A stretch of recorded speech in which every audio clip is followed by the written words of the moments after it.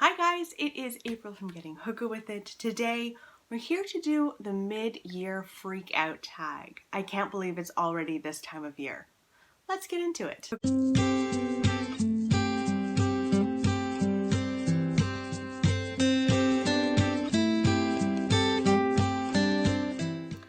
Yeah, in some ways it feels like it's been the longest year in the world.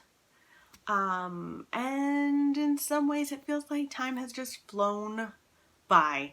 But it's time to do this tag. I do it every year, and every year I enjoy it so much. Okay, so let's just dive right into the questions.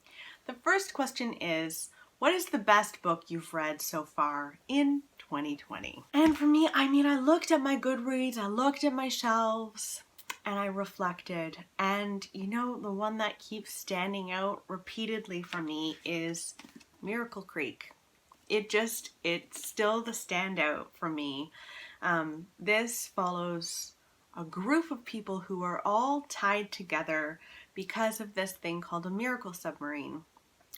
Many of them are either mothers or people who went to the miracle submarine for treatment. It's meant to treat anything from infertility to autism by giving a heavy dose of oxygen.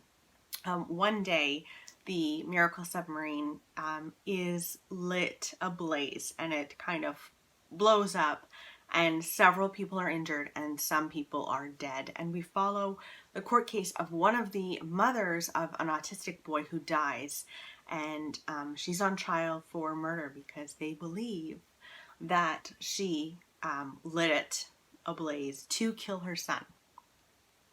So we follow all of these different perspectives. Every chapter changes perspective. And while that can be confusing in some books, I didn't find it confusing here at all. And you learn about everyone's story. What I loved about this is that no one is entirely in the right and no one is entirely in the wrong. Everyone has major flaws and are very awful to other people at times. And everyone here has something that's done that's terrible to them. And what I loved about this book is how it leans into the gray, because life is so much more gray than it is black and white. And it leans into that and explores that. Angie Kim is a trial lawyer, and you can really tell. I hope she writes more courtroom dramas like this because it was amazing. I really loved this so much. So I think that is the best book I've read so far. But we're only half of the year in, right? It's been such an amazing reading year for me. In any case, question 2 is, what is the best sequel you've read so far in 2020? Now, I don't read a ton of books where there are series, although I'm getting better at it. I'm reading the Frida Klein series. I'm strangely reading the Selection series. Is that what it's called? In any case, that is just guilty pleasure stuff. But I think the best sequel that I read in 2020 was The Testaments by Margaret Atwood. I do think that The Handmaid's Tale can absolutely stand alone. Was this a necessary sequel? I don't know. In some ways, the world has not changed so much since the 1980s that we don't need a reminder of all of the feminist points of this book and this series, really. So in some ways, we need it now more than ever, but I also think that The Handmaid's Tale really could have stood alone. I did enjoy it. In this book, we do not follow Offred in this dystopian world in which women have absolutely no rights and are essentially used for their bodies and used for their ability to give birth, because infertility is on a major rise in this world. So we don't follow Offred, but we follow 2 girls. One of them is being raised in Gilead to become a wife. One of them lives outside in Canada, which is the free world. She lives in Toronto, and it's about her learning about Gilead and being free and all of those things. And then we follow Aunt Lydia. And my favorite storylines were definitely Aunt Lydia and the girl learning to become a wife. I found them really, really interesting. It's definitely more fast-paced than The Handmaid's Tale, and I wish that it was slower paced to match it, to be really part of a series a bit more. I think that would have made me like it more, but I mean, this is the best sequel that I have read this year. So yeah, that's the Testaments. Question number 3. What is a new release that you haven't read yet but want to? And this was pretty easy for me. It's the Southern Book Club's Guide to Slaying Vampires by Grady Hendrix. It's horror, but it sounds funny too, about a group of women who belong to a book club. They read true crime. One day, our main character, Patricia, leaves book club and she's attacked by a neighbor. And then another, I think a neighbor's nephew, comes to the rescue, and she starts having a relationship with him in some way, shape, or form. I don't know what that looks like yet. And she realizes that he might actually be a vampire. So it sounds funny just talking about it, but apparently it's quite dark in places as well. And I'm just desperate to read this new release for sure. Question number 4. What is the most anticipated release for the second half of the year? And I think for me, this is probably Hamnet by Maggie O'Farrell. This is a historical fiction book that follows Shakespeare and follows the son that he had that died. And I think that the idea is that Hamlet was inspired by his son. The people that have read this, like Simon from Savage Reads, for example, the way they described her exploration of grief is really what makes me want to read this the most. Like Simon, every time he tried to review this book, he would start welling up and be like, okay, no, I can't talk about it yet, because he would start tearing up, and I think it's going to mean a lot. Now, I've only read I Am by Maggie O'Farrell, which was her nonfiction book about her 17 brushes with death, which seems excessive for a person, and it is, but it was so good. One of her storylines in there was about having a missed miscarriage and the grief that she experienced with that. And I had a missed miscarriage, and it really made me feel known. Yeah, I had so many strange thoughts that went through my head and stuff. And this book is about losing a child, and I just think that she's going to do this really well. And so I'm very, very eager to read Hamnet, that's for sure. I think it's called Hamnet and Judy or Judith or something like that in the US, and then just Hamnet in the States. Or in the UK, I should say. I could be wrong, but I have a feeling that that's right. Okay, question number 5. What is the biggest disappointment of the year for you? And for me, this was The Great Alone by Kristen Hanna. I just don't get on well with Kristen Hanna's writing, I think. I read The Nightingale and it was just okay for me. And then The Great Alone was also just okay. And I found myself frustrated with the characters. Like, in this book, you're following a family that moved to Alaska in the 70s. The father had been at Vietnam and had major PTSD from it and was very abusive towards his wife. And so we follow the daughter dealing with this move and dealing with her father, and you follow her over a period of time, and I found that she was more intelligent when she was younger than she was when she was older, which doesn't make any sense. Like, she became more and more irrational as she got older, and I think that's not how it works. I could be wrong, and maybe everyone's different, but I just didn't believe it. And I found the twists and turns and that kind of thing kind of, I expected it, and I really did not like her writing. I just don't get along well with her writing for some reason. And I want to.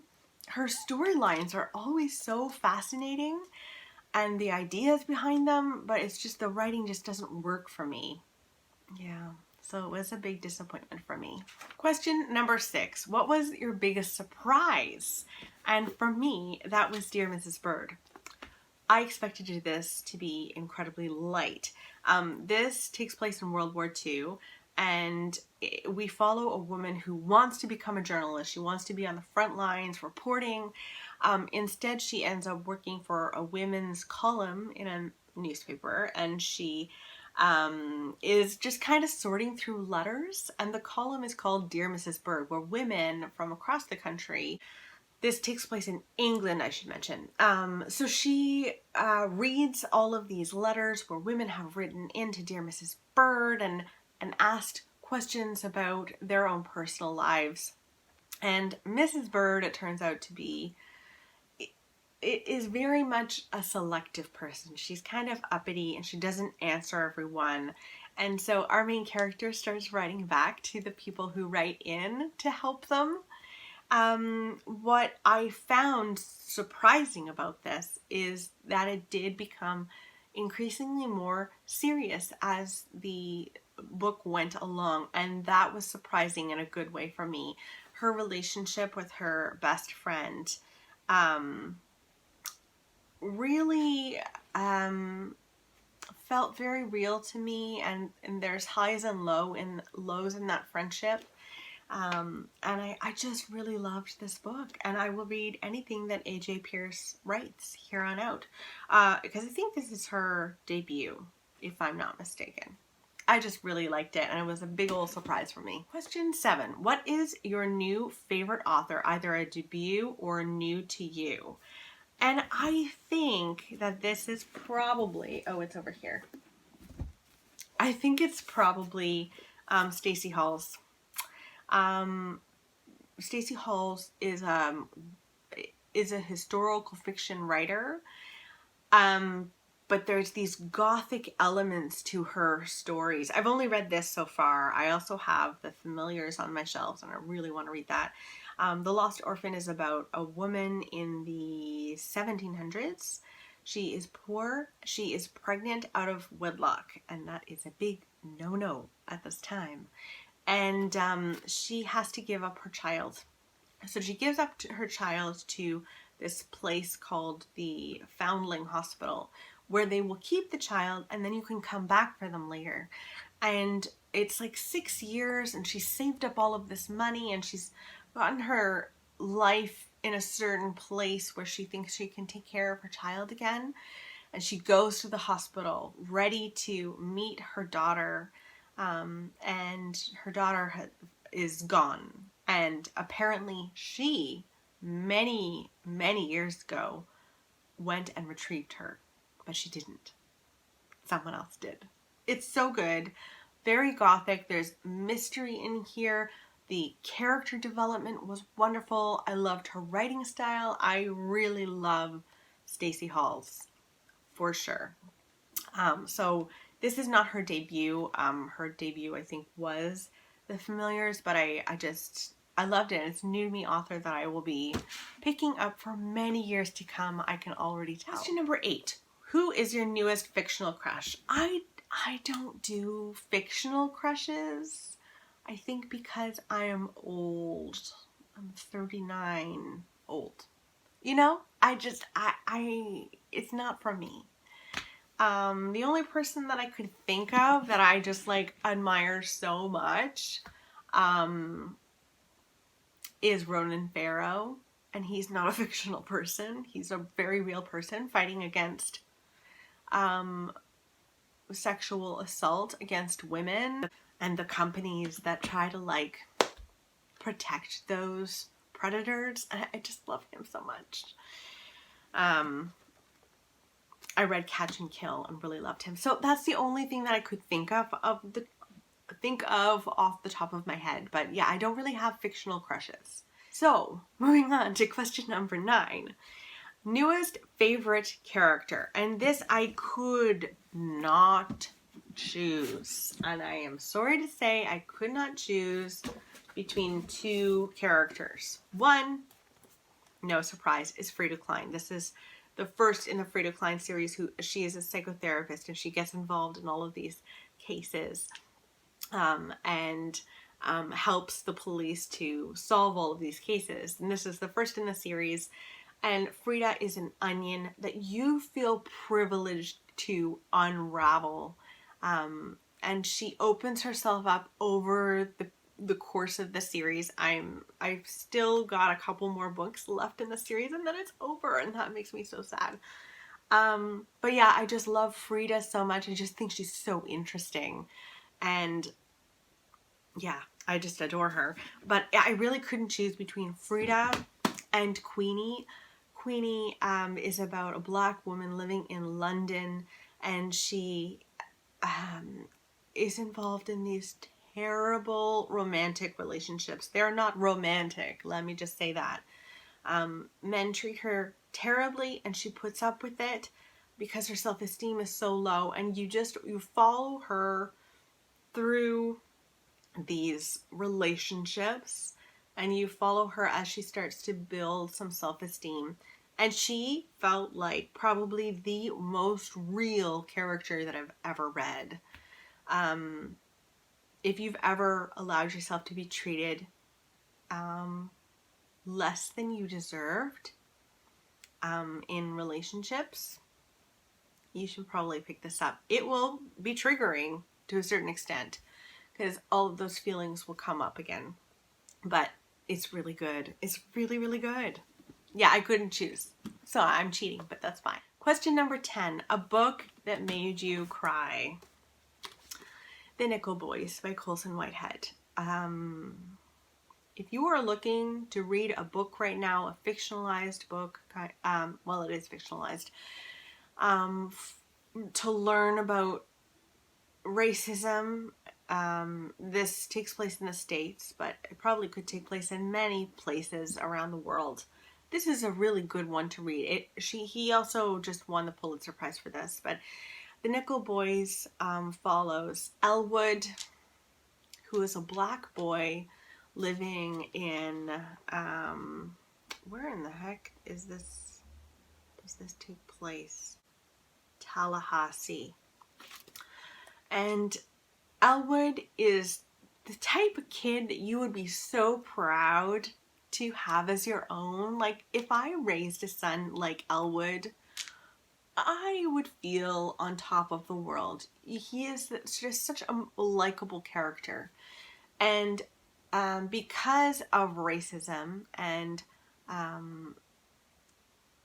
bad policemen, essentially, he is ripped from his home and sent to the Nickel Academy, where boys were sent, Black boys were sent in I think this takes place in the 60s.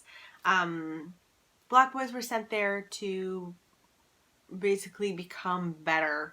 And it's called a school, but it's not a school. And there's so much abuse there. And his story and learning about his experience there, it will break your heart. And it was wonderful. It was wonderful in a very hard way, but I think it's such an important book. I want to read everything Colson Whitehead has ever written now because it just impacted me so much. Okay, moving on. Question number 11. A book that made you happy. Oh, yeah. The Tale of Desperaux by Katie Camillo. You can't help but smile reading this book. This is the middle grade fiction book about a mouse who falls in love with a princess and tries to rescue her. And you just can't help but smile when you're reading this. There's lots of like moral lessons in here for kids, and I just really enjoyed this. I read this to my niece and nephew and a couple of friends' kids during the whole quarantine thing, and I just really loved it, and I can't wait to read this to Nora as well. Very uplifting book. Question number 12. What is the most beautiful book that you got this year? Now, I am a strange person. A lot of people would hold up like a super gorgeous, colorful book. That is not me. I love black and white everything. Like, our house doesn't have a lot of art yet, and when it does, it will be a lot of black and white.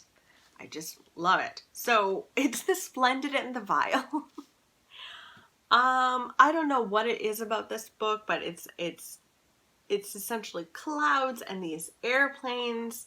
And this book is nonfiction about the London Blitz and how Churchill reacted to the Blitz and how he handled it, and the Blitz itself and its impact on London citizens. And I really liked it, but I really love this cover and this color. I like monochrome everything. Okay, question number 13, and I think this is the last question.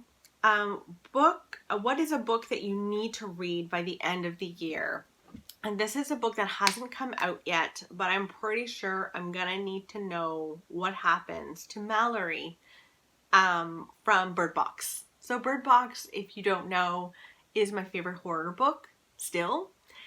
This is about a world in which there's something outside, and when you see that something outside, you kill other people, and you most definitely kill yourself. In Bird Box, we follow Malorie. We kind of go back and forwards in time where she's pregnant, and then she's had her children, and she essentially has to leave this safe house, and she blindfolds herself and these kids, and she goes down this river trying to seek a safe haven. And we follow her after that in Malorie, and I need to know what happens. I do. I need to know. So that's the mid-year freakout tag. I hope that you guys enjoyed this. I feel like this is a tag that all booktubers should do. So if you are a booktuber, I really recommend that you do this. It's so much fun, and it's also a really fun sneak peek into seeing, you know, whether these books will stand the test of time for later for best books of the year. So I love watching people do this tag, so please do it if you are a booktuber. I hope that you guys are well. I want to mention in the description box below, you can follow me on all sorts of places. One is Patreon. I have a Patreon account that I recently started, so you can head on over there and check me out there. You can also check me out on Goodreads or Instagram. I've also got my Amazon wish list in the description box below. I hope you guys are doing well, and I will talk with you soon. Bye, guys.